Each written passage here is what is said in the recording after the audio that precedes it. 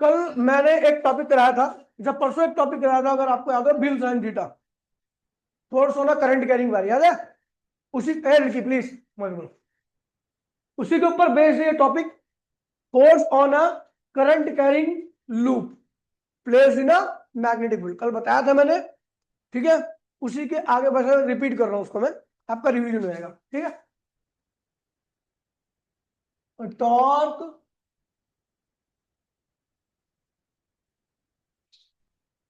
Torque on a current, हाँ ना ना,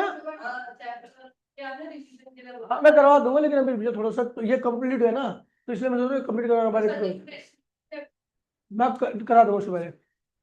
torque on a current carrying, हाँ हाँ, कल 2 टाइम ले लूंगा क्लास, यार ठीक है।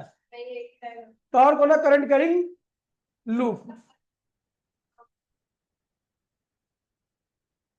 अगर वो ले लियो ऑनलाइन आ जाएगा।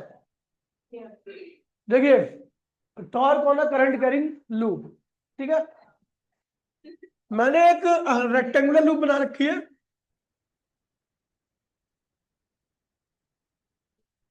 अब आप बोलोगे रेक्टेंगल तो लग नहीं रही, ये रेक्टेंगल ही है, जीपीआई तो देख ले, पिटाई वरना भी, ठीक है। ए है, ये बी है, ये सी, और ये क्या है, डी है। नहीं नहीं ठीक है, ये ज्यादा सही लगेगा। ये करंट क्या है, और करंट आपको ज्यादातर आपको एंटी क्लॉकवाइज ही बनाना है, बेटर रहेगा आपके लिए। करंट ऐसे आ रहा है, यहाँ ऐसे आ रहा है, इधर ऐसे आ रहा है, और इधर ऐसे आ रहा है, ठीक है। मैग्नेटिक फील्ड एरिया आपकी,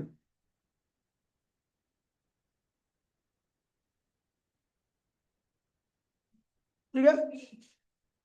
तो इस वाले आर्म के और इस वाले आर्म के मैग्नेटिक फील्ड क्या है, परपेंडिकुलर है।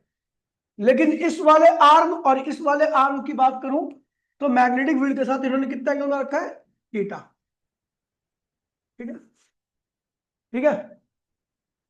ये आर्म अंदर की तरफ जा रहा है, इनवर्ड,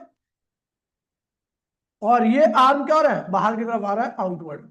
समझ ना, रोटेट कर रहा है, ओमेगा वेलोसिटी से, ठीक है। तो जैसा कि मैंने आपको कल बताया था, हेयर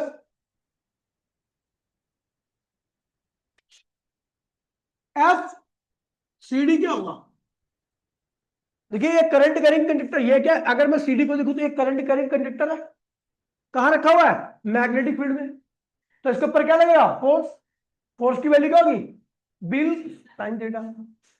अब देखिए, तो एफसीडी की बात कर रहा हूं, करंट कहा जा रहा है, राइट हैंड पाम रूल लगाइए या फ्लेमिंग लेफ्ट हैंड रूल लगाइए, तो आपको इस आर्म पे लगने वाले फोर्स की डायरेक्शन पता लग जाएगी। चलो क्या, मैग्नेटिक करंट कहा जा रहा है ऊपर, मैग्नेटिक फील्ड का है, देखिए आपको उंगली को, मिडिल फिंगर को आपको यहां रखना है, फर्स्ट फिंगर आपकी यहां पे है, फोर्स कहा जा रहा है, हम कहा जा रहा है अंदर, तो यानी इस वाले आर्म पे जो फोर्स लग रहा है वो कहां लग रहा है, कितना लग रहा है, पहले देखिए। अच्छा, यहाँ पे डायमेंशन नहीं लिखे मैंने, पहले खैर डायमेंशन कर लिख दिए थे कि बीसी और डीए,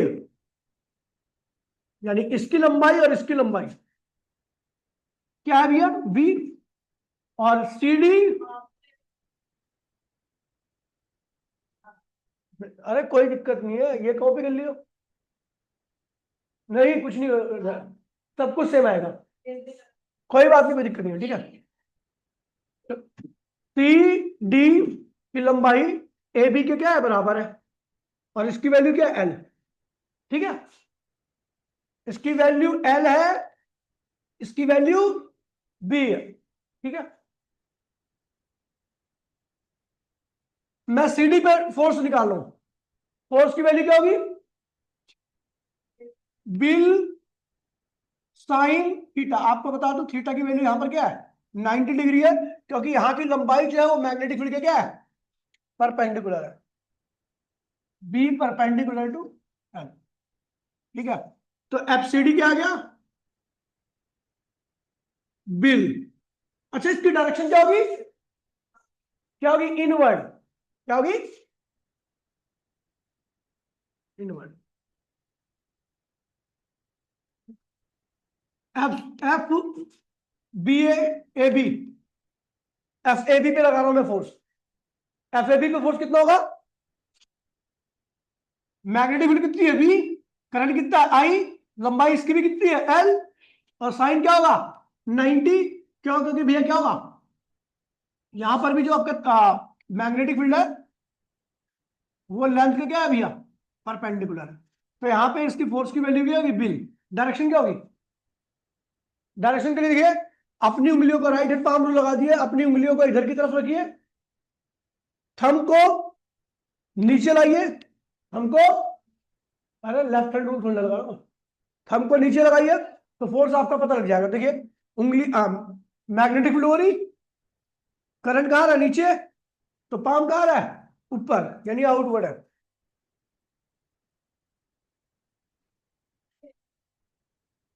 आउटवर्ड। ये इनवर्ड है तो इसका अपोजिट ही होगा, आउटवर्ड ही होगा। ठीक है। एफ एफ एडी, एडी पे फोर्स निकालिए इस वाले पे। तो आपको बता दूं आपकी इंफॉर्मेशन के लिए कि ये वाला अंदर जा रहा है डी एंड, और ए वाला एंड क्या हो रहा है? बाहर आ रहा है। और जो करंट है ना वो बाहर वाले की तरफ आ रहा है। देखिए डी पॉइंट कहां जा रहा है? अंदर। ए पॉइंट कहां आ रहा है? बाहर। और ये जो करंट है वो कहां आ रहा है? किसकी तरफ आ रहा है? ए की तरफ आ रहा है, यानी बाहर की तरफ आ रहा है। ए बाहर आ रहा है, करंट भी ए की तरफ आ रहा है, इसका मतलब करंट भी क्या आ रहा होगा? बाहर की तरफ आ रहा होगा। ठीक है। तो अब इस वाले फोर्स की वैल्यू निकालते हैं। तो मैग्नेटिक फील्ड कितनी है? बी। करंट कितना है? आई। और जिस आर्म पे मैं फोर्स निकाल रहा हूं उसकी लंबाई कितनी है? B. B i b sine theta, क्योंकि एंगल यहां पे क्या बन रहा है? थीटा। अच्छा, इस फोर्स की डायरेक्शन क्या होगी? तो आपको पता भी है करंट बाहर आएगा, मैग्नेटिक फील्ड इधर रहेगी, फोर्स दिखते कहां आएगा? तो राइट हैंड पाम रूल लगा दीजिए। मैग्नेटिक फील्ड कहां आ रही है? राइट में जा रही है, करंट बाहर आ रहा है, इसलिए अपने अंगूठे को प्लेन के बाहर रखिए, तो फोर्स कहां लग रहा है? ऊपर की तरफ। यानी इस फोर्स की डायरेक्शन क्या है?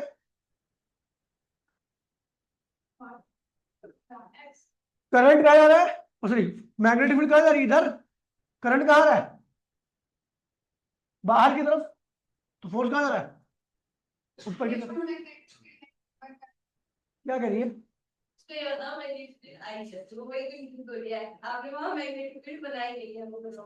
अबे ये क्या है ये? क्या? हाँ हाँ। तो करंट तो हमारा ऊपर नहीं बाहर की तरफ आ रहा है, कॉइल प्लेन पर है ना, कॉइल इस प्लेन में घूम, ये प्लेन जो देख रही है, ये बोर्ड देख रही है, प्लेन के बाहर आ रहा है ये पॉइंट, ए बाहर आ रहा है, इसका मतलब थंब भी तेरा क्या आएगा? बाहर आएगा। तो अपाम का जाना तेरा, ये बोल रहा हूं, समझ गई? ठीक है। तो ये क्या आएगा भैया? अपवर्ड। एफ ए डी की वैल्यू क्या आएगी भैया? अपवर्ड, जिसकी वैल्यू आपको पता ही है। ऐसे ही भैया इस वाले आर्म पर निकालो। अब देखो सुनो, सी वाला पॉइंट क्या है? अंदर जा रहा है, है ना? और करंट भी कहा जा रहा है? सी की तरफ जा रहा है, नहीं करंट भी कहा जा रहा होगा? अंदर की तरफ जा रहा होगा। तो पाम रूल लगाइए, थंब को अंदर कीजिए बोर्ड के, हाँ तो बिल्कुल डाउन हो रही है। देखिए थंब अंदर गया क्योंकि करंट अंदर जा रहा है, उंगलियां राइट साइड में, पाम कहां रहा है? नीचे। तो इधर लग रहा फोर्स एफ बी सी, इसकी वैल्यू भी क्या होगी? एफ बी सी बराबर में कितना आ रहा है बेटा? B i b sine theta. AD जो होगा वो है आपका अपवर्ड, अपवर्ड, और ये होगा डाउनवर्ड। देखिए भैया, हमने हर, दिव्या, हमने हर एंड पर, हर आर्म पर फोर्स निकाल दिया। इस आर्म पर लगने वाला फोर्स कहां लग रहा था? अंदर की तरफ। इस आर्म पे लगने वाला फोर्स कहां लग रहा था? बाहर की तरफ। और ये ऊपर, और ये कहां लग रहा था? नीचे की तरफ। सारे फोर्स निकालने विद देयर डायरेक्शन में। यहाँ पे फोर्स को, इस वाले आर्म पर अंदर की तरफ फोर्स लग रहा है। ये वैसे मैग्नेटिक फील्ड के लिए यूज होता है क्रॉस और डॉट, लेकिन यहां पर हम मैग्नेटिक फील्ड के लिए नहीं, हम फोर्स के लिए यूज कर रहे हैं। ये डॉट क्रॉस मतलब इनवर्ड जा रहा है फोर्स, CD पे फोर्स जो लग रहा है वो इनवर्ड, AB पे जो फोर्स लगेगा वो क्या लगेगा, आउटवर्ड। ठीक है, अब जरा देखते हैं यहां पे कि, हाँ भाई कौन सा, CD, बस C और D। अच्छा इसमें करंट कहा जा रहा है ऊपर, मैग्नेटिक फील्ड कहा जा रही है राइट साइड में। हाँ, तो करंट ऊपर, थंब को ऊपर रख दे, उंगलियों को राइट कर दे, तो पाम तेरा अंदर की तरफ जाएगा। कहाँ आउटवर्ड लिखा है, इनवर्ड, हाँ अंदर, बोर्ड के अंदर जा रही है। ठीक है, FFV। अब एक चीज देखिए भैया, हेयर अगर मैं इन दोनों फोर्स को देखूं तो ये वाला फोर्स जिसकी वैल्यू क्या रखी है, BIB, और ये वाला फोर्स इसकी वैल्यू भी क्या रखी है, BIB sin थीटा। दोनों क्या है, इक्वल है, अपोजिट है, और एक ही लाइन में लग रहे हैं। देखो इसी लाइन में लग रहे हैं, ये भी इसी लाइन में लग रहा है और ये भी इसी लाइन में लग रहा है। जब ऐसी कंडीशन आती है कि दो फोर्स इक्वल हो, अपोजिट हो, और एक ही लाइन में लगे, तो वो एक दूसरे क्या करते हैं, कैंसिल आउट कर देते हैं। उनका किसी प्रकार का इफेक्ट नहीं आता, ना तो लीनियर ना रोटेशनल। दो इफेक्ट होते हैं फोर्स के, एक होता है लीनियर और दूसरा होता है रोटेशनल। ऐसी कंडीशन में ना तो लीनियर होगा ना ही रोटेशनल होगा। ठीक है, तो हियर FAD, FAD जिसकी वैल्यू क्या, BIB साइन थीटा, कहां लग रहा है, upward, and FBC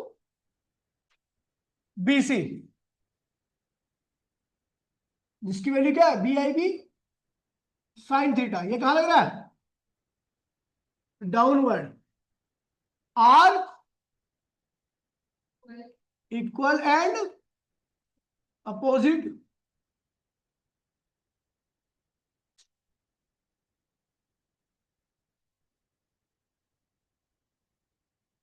opposite and having same line of action. Equal भी है, अपोजिट भी है, और इनका लाइन ऑफ एक्शन भी क्या है, सेम है। So they cancel to each other,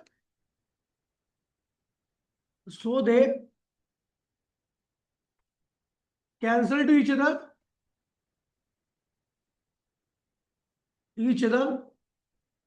ठीक है, ये एक दूसरे को क्या कर रहे हैं, कैंसिल कर दे रहे हैं। तो नो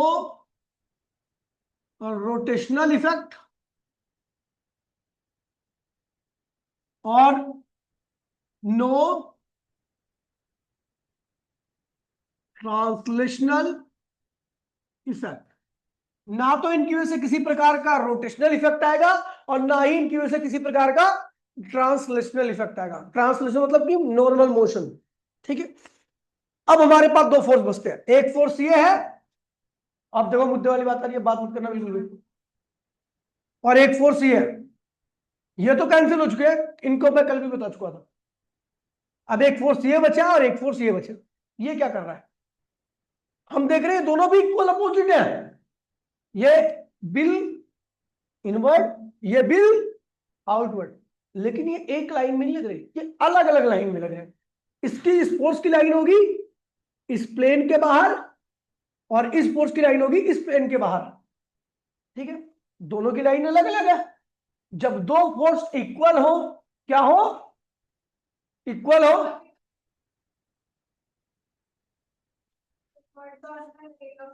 हाँ और आउटवर्ड वाला तो बाहर ले, हाँ, तो अपोजिट हुआ ना। तो मैं तो कह रहा हूं इक्वल अपोजिट है, इक्वल भी है अपोजिट भी है, लेकिन लाइन ऑफ एक्शन डिफरेंट है इनका। ये इस लाइन में लगेगा, इस आर्म की लाइन में बाहर लगेगा, और ये इस आर्म की लाइन में बाहर या अंदर की तरफ लगेगा। ठीक है, जो भी लगेगा। तो दो लाइन अलग अलग है, इक्वल अपोजिट है, और दोनों की लाइन भी क्या है, अलग अलग है, लेकिन सिस्टम एक है। जिस सिस्टम पे लग रहे हैं वो एक है। तो ऐसी कंडीशन में जब दो फोर्स इक्वल हो, अपोजिट हो, और एक ही सिस्टम पे लग रहे हो लेकिन अलग अलग लाइन में, तो वो सिस्टम को रोटेट करा देंगे, टर्न करा देंगे। और फोर्स के इस टर्निंग इफेक्ट को हम क्या कहते हैं? टॉर्क कहते हैं। क्या कहते हैं? वही हमारा टॉपिक है, मतलब आने वाला हमारा टॉपिक। ठीक है, अगर रुक तो जा, पहले पूरी डिटेलिंग तो दे दूं। इफेक्ट, बट देखिए इसके लिए एक अलग से डायग्राम बनाना पड़ेगा। बट एफ सी डी कितना बड़ा बिल अंदर इनवर्ट है प्लेन के, ये वाला देखो एफ सी डी इनवर्ट है, एंड एफ ए बी, ये भी क्या है? बिल। और ये क्या है? Outward, are equal and opposite, but having different line of action on a same system। ठीक है, बिल इनवर्ड है, बिल अगले इसी सिस्टम पर आउटवर्ड है, दोनों क्या लाइन ऑफ एक्शन क्या है? अलग अलग है। ठीक है, they turn the system this turning effect of force is called torque। क्या रहा? ये देखिए, ये फोर्स इस लाइन पे लग रहा है अंदर की तरफ, ये फोर्स इस लाइन पे लग रहा है बाहर की तरफ, दोनों इक्वल अपोजिट है लेकिन एक ही सिस्टम पे लग रहा है। तो क्या करेंगे? पूरी कॉइल को क्या करेंगे? घुमा देंगे। फोर्स कैसी टर्निंग इफेक्ट को हम क्या कहते हैं? टॉर्क कहते हैं। क्या कहते हैं? अब देखिए, चलो भैया दूसरा डायग्राम बना रहा हूं जिससे आपको करना है। अब मैं इसको देखिए, ये देख रहे ना, मैं इसको देखूंगा, एडी दिखाई देगा, मतलब मैं ऊपर, मेरी आंखें यहां पे है, मैं यहां से इसको देख रहा हूं केवल। तो ये क्या लिखूंगा? Top view. क्या लिखूंगा? टॉप व्यू में मेरे को केवल एडी दिखाई देगा। क्या दिखाई देगा? और एडी के साथ बनने वाली ये जो मैग्नेटिक फील्ड है ना, जिसने एडी के साथ, इस एडी के साथ इस मैग्नेटिक फील्ड ने जो थीटा एंगल बना रखा है वो दिखाई देगी मुझे। हाँ हाँ आ रहा है।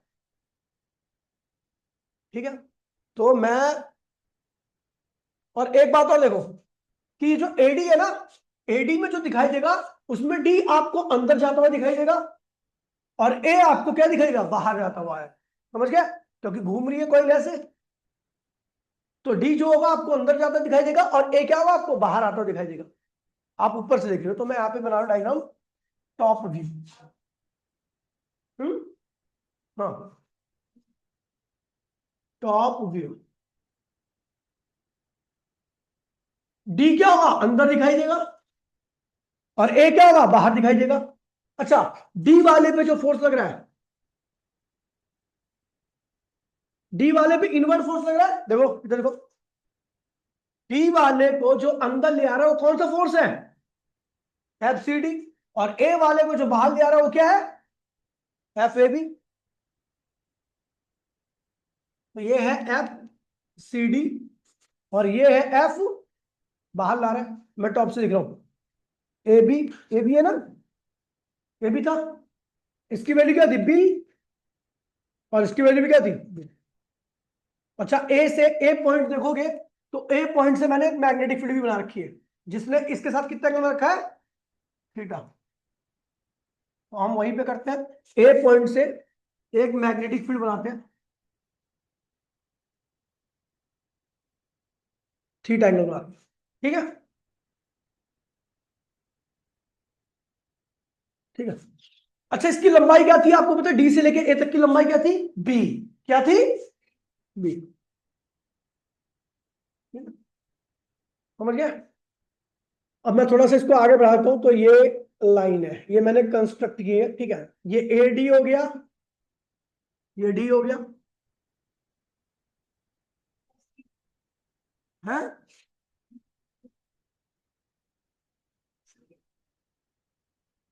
मैंने बोला इधर देख लिया कर, पहले बात करती रहती है बस। डी वाला पॉइंट अंदर जा रहा है किसकी वजह से? इसकी वजह से। और ए वाला पॉइंट बाहर आ रहा है किसकी वजह से, इसकी वजह से, वही लिखा।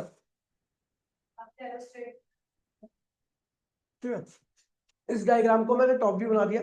अच्छा आपको बता दूं, ये आप टॉप से देख रहे हो, इस कॉइल का प्लेन क्या होगा, अरे सॉरी, इस कॉइल का जो प्लेन है, आप देखो जो वीडियो देख रहे हैं, ठीक है, उनको नहीं समझ में आएगा कि हम कॉइल को ऐसे देख रहे हैं, ये डी है, ये डी है, ये ए है, तो डी ए दिख रहा है, और कॉइल का प्लेन क्या है, ये है, और कॉइल का प्लेन ये है, तो कॉइल क्या होगा, प्लेन के ऊपर परपेंडिकुलर लाइन क्या कहलाती है, नॉर्मल रिएक्शन, नॉर्मल। तो भैया आपको बता दूं कि ये जो कॉइल है ना, जो कॉइल आपने ये देख रहे हो पीछे, ये कॉइल, इस कॉइल का जो आप जब एडी देखोगे तो प्लेन जो होगा ना, आपको बोर्ड के अंदर की तरफ जाता हुआ दिखाई देगा। एडी अगर आप यहां से देख रहे हो, आप ऊपर से अगर देख रहे हो इस चीज को, तो आप इस प्लेन को नहीं देख सकते, लेकिन प्लेन के ऊपर जो परपेंडिकुलर होगा वही दिखाई देगा आपको। देखो, अगर आप ऊपर से देख रहे हो यहां से, अगर आप इस पॉइंट से देख रहे हो इसको, आपको केवल एडी दिखाई देगा, ये प्लेन नहीं दिखाई देगा, लेकिन इस प्लेन के ऊपर जो परपेंडिकुलर लाइन रहेगी वो आपको दिखाई देगी। समझ गए? तो मैं वही डायग्राम बना रहा हूं, बिल्कुल वैसे डायग्राम बना रखा है मैंने, कि जो नॉर्मल रहेगा ना, ये है, ये क्या है, किसका नॉर्मल है, प्लेन के ऊपर नॉर्मल है, जो आपको दिखाई नहीं दे रहा, जो उस डायग्राम में बताया था। तो क्या है, एरिया नॉर्मल, इसे क्या कहते हैं, एरिया नॉर्मल। अच्छा आपको पता मैग्नेटिक फील्ड लाइन एक तो होती नहीं है, बहुत सारी होगी, तो यहां पर भी हम एक मैग्नेटिक फील्ड लाइन बना दे रहे हैं। ठीक है, ये भी मैग्नेटिक फील्ड लाइन है, अगर ये थीटा है तो ये भी क्या होगा, थीटा ही होगा। ठीक है, इसको क्या लेते हो, अल्फा। तो अगर आप देखोगे थीटा किसके बीच का एंगल है, थीटा है मैग्नेटिक फील्ड और कॉइल के बीच का, लेकिन अल्फा किसके बीच का एंगल है, मैग्नेटिक फील्ड और नॉर्मल के बीच का। तो ये ध्यान रखना, थीटा क्या है, angle in between coil and magnetic field, और अल्फा किसके बीच का एंगल है, angle in between normal and magnetic field, normal और मैग्नेटिक फील्ड के बीच का एंगल क्या है, अल्फा। अच्छा एक चीज यहां पे देखो, कि अगर मैं अल्फा अल्फा और थीटा को जोड़ू तो सम क्या आएगा, देखो अल्फा और थीटा को जोड़ोगे तो एंगल कितना आ जाएगा, 90। तो यहां से मैं एक थीटा की वैल्यू निकालूं, क्या होगा, 90 माइनस अल्फा। इसको मैं कर रहा हूं फर्स्ट इक्वेशन, क्या कर रहा हूं, फर्स्ट इक्वेशन। ठीक है भैया, सारे डायग्राम बन चुके हैं, अब हम आते हैं डेरिवेशन पे। तो calculation of torque, calculation of torque, ठीक है। टॉर्क क्या होता है,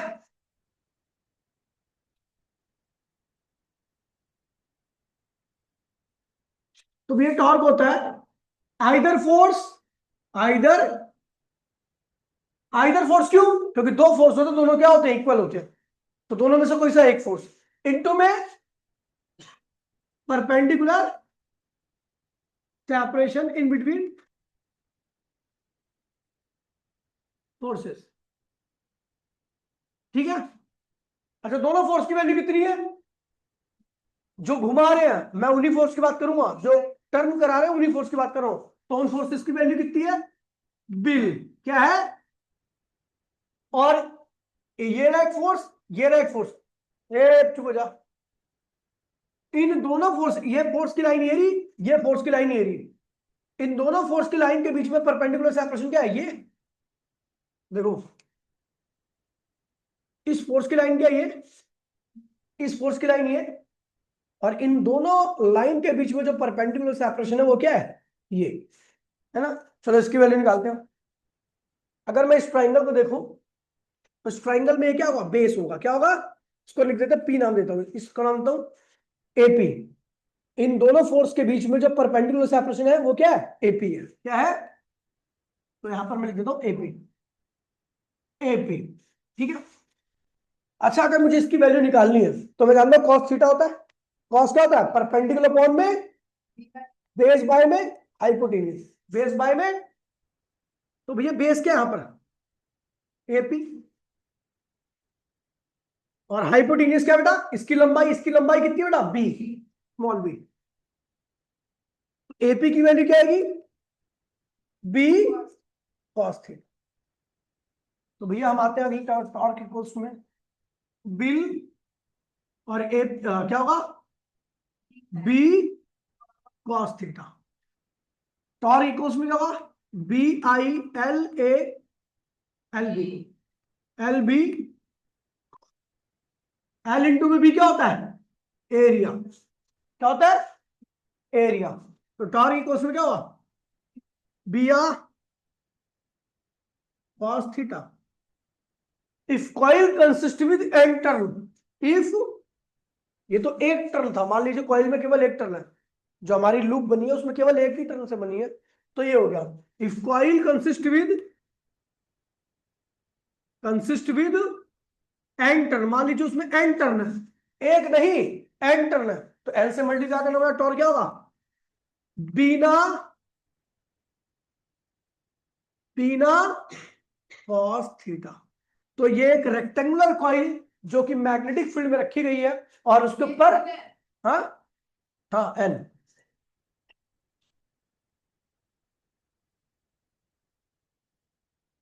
बीना cos थीटा एक रेक्टेंगुलर कॉइल है या कैसी भी कॉइल है, क्योंकि एरिया किसी का भी हो सकता है। यहाँ पे कॉइल की पर्टिकुलर शेप के बारे में बात नहीं हो रही। आपको अगर एरिया पता हो, चाहे वो रेक्टेंगुलर कॉइल हो, चाहे वो सर्कुलर कॉइल हो, या किसी प्रकार की भी कॉइल हो, तो उसके ऊपर लगने वाला टॉर्क क्या होगा? यही होगा, बीना cos थीटा। ठीक है। अच्छा, we know from first equation, अगर मैं पहली इक्वेशन की बात करूं तो हमें पता थीटा की वैल्यू क्या रखी है, लेकिन ये दोनों फॉर्मूले अलग अलग कंडीशन में यूज होंगे। देखिए, देन टॉर्क इक्वल्स टू में क्या होगा? बीना cos थीटा के यहां पे क्या लिखूंगा? 90 minus alpha. cos 90 minus alpha क्या होता है? Sine alpha. क्या होता है?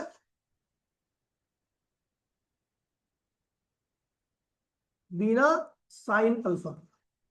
लेकिन ये साइन और कॉस दोनों टॉर्क के फॉर्मूले आ गए, लेकिन दोनों को अलग अलग कंडीशन में आपको यूज करना है। ये जब यूज करोगे, ये वाला फॉर्मूला कब यूज करोगे? तो when angle in between magnetic field and coil given, ये हम जब यूज करेंगे जब कॉइल और मैग्नेटिक फील्ड के बीच का एंगल गिवन है, क्योंकि जो थीटा किसके बीच का एंगल था? कॉइल और मैग्नेटिक फील्ड के बीच का। तो ये हमें तब यूज करना है। और ये कब यूज करेंगे? When angle in between normal and magnetic field is given. ये दो फॉर्मूले बन गए भैया। ये दो फॉर्मूले आपको इस्तेमाल करने, इसका इस्तेमाल आपको मूविंग कॉइल गैल्वेनोमीटर में भी करना है। मूविंग कॉइल गैल्वेनोमीटर, आप देख रहे हो कि टॉर्क की वैल्यू बी पे डिपेंड कर रही है। क्यों डिपेंड करिए ये भी सुन लीजिए। यदि बाहर की मैग्नेटिक फील्ड ज्यादा होगी तो कॉइल के आर्म बाहर की मैग्नेटिक फील्ड के साथ ज्यादा इंटरेक्ट करेंगे, ज्यादा फोर्स लगेगा, और जब ज्यादा फोर्स लगता है तो टॉर्क की वैल्यू क्या होती है? खुद ब खुद बढ़ जाती है। ठीक है। देखिए, अगर बाहर की मैग्नेटिक फील्ड ज्यादा होगी तो जो आर्म जिसके ऊपर करंट है वो उस मैग्नेटिक फील्ड के साथ ज्यादा इंटरेक्ट करेंगे। इंटरेक्शन से क्या होगा? ज्यादा फोर्स लगेगा, ज्यादा फोर्स से ज्यादा टॉर्क आता है।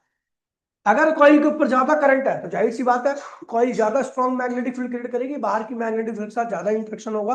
और एन क्या है? Number of turn. एक टर्न बनकर, एक टर्न मान लीजिए बी मैग्नेटिक फील्ड बना रही है, कितनी बना रही है? तो 10 टर्न जो होंगे वो 10 बी मैग्नेटिक फील्ड बनाएंगे, 10 गुना ज्यादा।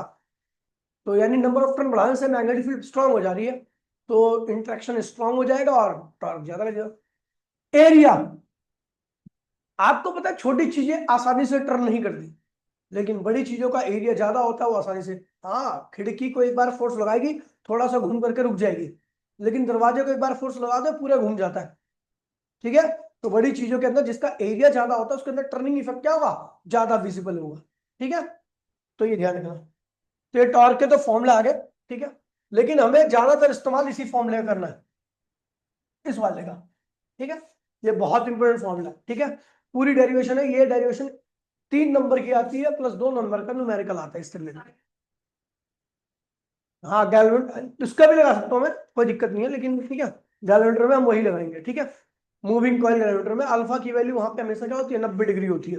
मूविंग कॉइल गैल्वेनोमीटर केस में क्यों होती है आपको आगे पता लग जाएगा जब हम कराएंगे। ठीक है भैया, तो अभी मैं नया टॉपिक नहीं करा रहा, मैं इसी को करा के छोड़ रहा हूँ। ठीक है, कल अपनी सुबह क्लास होगी। अरे हाँ आज खत्म कर, क्यों, क्या जरूरी। चैप्टर खत्म कर दो ना आज। अब moving coil galvanometer important topic है, वो करा करके एक छोटा सा टॉपिक है शंट, वो कराना ही पड़ेगा। ठीक है, कल की क्लास में फिनिश होगा। हाँ शंट शंट बिगर गैल्वेनोमीटर का ही हो ना, गैल्वेनोमीटर पढ़ना पड़ेगा उसके बाद में शंट करेंगे। ठीक है, conversion of galvanometer into voltmeter, conversion of galvanometer into ammeter, इसमें दोनों में कन्वर्ट करना है। ठीक है, नहीं नहीं कल की क्लास लास्ट है चैप्टर। ठीक है, चलो भैया मिलते हैं अगली क्लास में, टाटा बाय बाय, जय हिंद जय भारत, हैप्पी इंडिपेंडेंस डे।